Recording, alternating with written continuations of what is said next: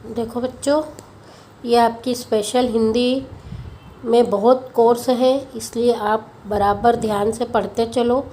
आप वीडियो नहीं बनाकर भेज रहे हो, न आपके कोई व्यू आ रहे हैं हमारे वीडियो पे, तो आप रेगुलर हो जाओ, क्योंकि हिंदी में कोर्स बहुत अधिक है। आप 10th क्लास में बोर्ड की एग्ज़ाम है आपकी, स्पेशल हिंदी है। मैं आपकी टीचर रजनी अग्रवाल आपको ये वीडियो इसलिए भेज रही हूँ कि इसमें ग्रामर का पोर्शन है जो अभी 6 मंथली में आने वाला है। अभी हमने जो शौर्य और देश प्रेम की कविताएं पढ़ी थी, उसी के पाठ के नीचे ये देखिए रौद्र रस दिया है।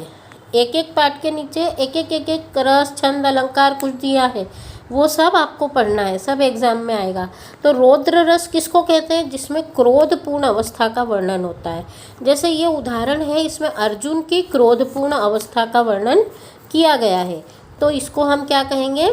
रौद्र रस। तो इसके ऊपर की 2 लाइन आप याद कर लो, ये उदाहरण हो जाएगा और ये इसका लक्षण है। अब आप देखिए, इसका लक्षण में ये भी बताया है इसका स्थायी भाव क्या है ना, और आलंबन, अनुभाव, संचारी भाव क्या है, ये रौद्र रस का परिभाषा है। फिर इसके बाद रौद्र रस के बाद आप आ जाओ अन्योक्ति अलंकार। एक अलंकार भी इसमें दिया है। ऐसे हर लेसन के पीछे कुछ न कुछ व्याकरण दी हुई है, वो सब आपको तैयार करना है। अन्योक्ति अलंकार की परिभाषा है और उदाहरण है, ये मैं समझा रही हूँ आपको। अन्योक्ति अलंकार क्या होता है? जहाँ प्रस्तुत के माध्यम से अप्रस्तुत का अर्थ ध्वनि। तो प्रस्तुत मतलब जो चीज़ सामने है वो कही जा रही है, लेकिन उसके माध्यम से कुछ अन्य बात निकल रही है, दूसरा अर्थ निकल रहा है, वो होता है अन्योक्ति अलंकार। मतलब सीधे मैंने कहकर बात को अप्रत्यक्ष रूप से कहा गया है। अब उदाहरण देखिए, माली आवत देखकर कलियन करी पुकारी, फूले फूले चुन लिए काल हमारी बारी। अब इसमें सीधा अर्थ तो ये निकल रहा है कि माली को आता हुआ देखकर कलियां कह रही है कि आज ये माली जो फूल हैं उनको चुन लेगा और कल हमारी भी बारी आने वाली है। तो ये सीधा तो अर्थ इसका ये निकल गया, लेकिन इसके माध्यम से एक और अर्थ निकल रहा है कि काल आ रहा है, माली मतलब काल, और फूल मतलब जो वृद्ध हो गए हैं उनको आज ये ले जाएगा, और कल हमारी का मतलब ये है जो कलियां हैं वो कौन है? किशोर हैं। तो किशोरों की बारी भी कल आने वाली है, काल उनको भी नहीं छोड़ेगा। तो यहाँ पर ये बताया है कि काल किसी को भी नहीं छोड़ता है। तो ये अन्योक्ति अलंकार का उदाहरण है, ठीक है ना। तो आप रौद्र रस और अन्योक्ति अलंकार ये दोनों अपनी कॉपी में लिख के याद कर लेना। अब हम पढ़ेंगे अगला लेसन, सामाजिक समरसता। सामाजिक समरसता का अर्थ होता है कि समाज में सबके लिए समान व्यवहार और समान प्रेम होना चाहिए। इसके 2 कवि इसमें दिए हैं, 2 कविताएं इससे संबंधित दी है। सामाजिक समरसता ये आपका विषय है कविताओं का। तो सबसे पहले इसमें आते हैं कबीर। कबीर जो है बहुत प्रसिद्ध कवि हैं, ये आप सब जानते हो, बचपन से पढ़ते आ रहे हो। कबीर का जन्म बनारस में हुआ, इनका थोड़ा सा जीवन परिचय है। फिर ये भक्ति काल के कवि हैं, आपको पता है, मैंने शाखाओं के नाम आपको बताए हैं, सगुण, निर्गुण। तो ये निर्गुण धारा की फिर 2 शाखाएं हैं, ज्ञानाश्रयी और प्रेमाश्रयी। तो ये ज्ञानाश्रयी शाखा के कवि हैं, है ना। अब इनकी एक ही रचना है, रचनाओं के नाम अक्सर पूछे जाते हैं। इनकी एकमात्र रचना है, उसका नाम है बीजक, और इसके 3 भाग हैं, साखी, सबद और रमेनी। इसी रचना के 3 भाग हैं, तो आप ये याद कर लेना। ये एक समाज सुधारक के रूप में है। अब इनके विषय वस्तु क्या है कविता की? इनकी साखियों की। कबीर की जो श्लोक है, दोहे हैं, उनको हम साखियाँ कहते हैं, क्योंकि वो कोई ना कोई सीख हमको देती है। तो इसमें क्या विषय है? समाज में जो विषमता है, अंधविश्वास है, उनके ऊपर कबीर ने व्यंग्य किया है ना। और ईश्वर को पाने के लिए क्या बताया है? इंद्रियों का संयम करना, योग करना, नाम की महिमा, गुरु का महत्व, सदाचार, ये सब काव्य के विषय हैं।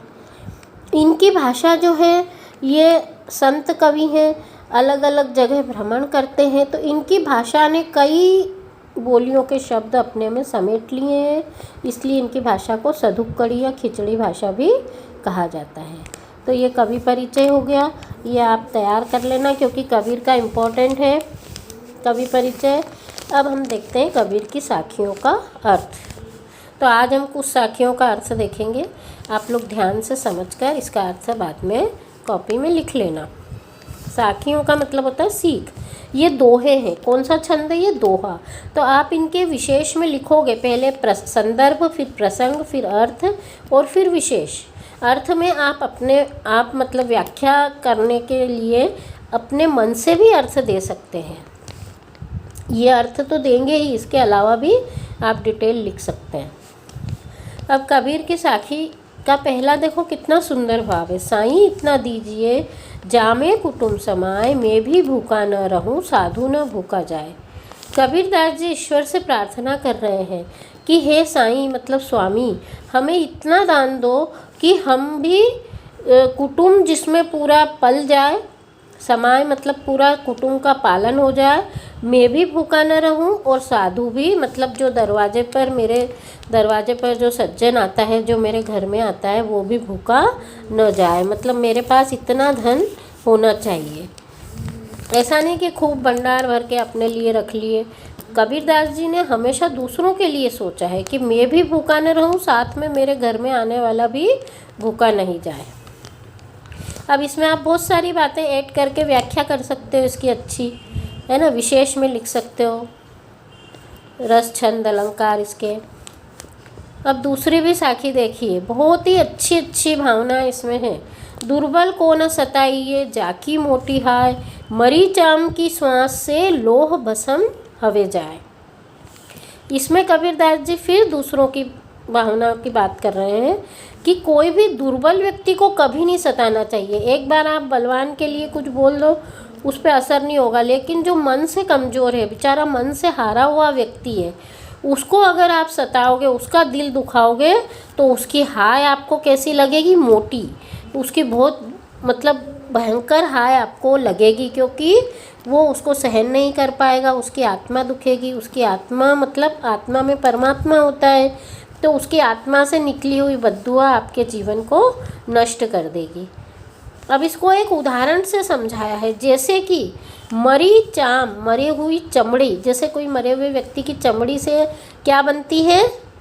जो बनती है उससे वो लोहे को मारने की, उससे उसकी श्वास से मतलब उसको जब गर्म किया जाता है तो उससे लोहा भी भस्म हो जाता है। जो धोकनी चलती है लोहे का चूर्ण करने की, जब आप किसी लोहार के वहाँ जाते हो तो वो लोहे को पीसता है, तो उसकी आप विधि देखना। वो जो लोहा भस्म बनाता है वो धोकनी से बनाता है, लोहे की भस्म। और वो धोकनी किससे बनती है? मरी हुई चमड़ी से।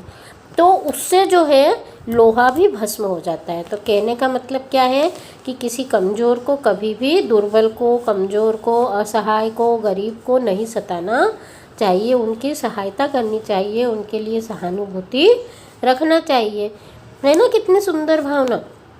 तो आप लोग ये साखियाँ याद भी करना, क्योंकि ये आपको निबंध में कहीं इधर उधर डिबेट जब बोलते हो या कहीं जब वक्तव्य देते हो, उसमें ये बीच बीच में ऐड करने के काम आती है। तो ये आपके ज़िंदगी भर के काम की चीज़ें हैं।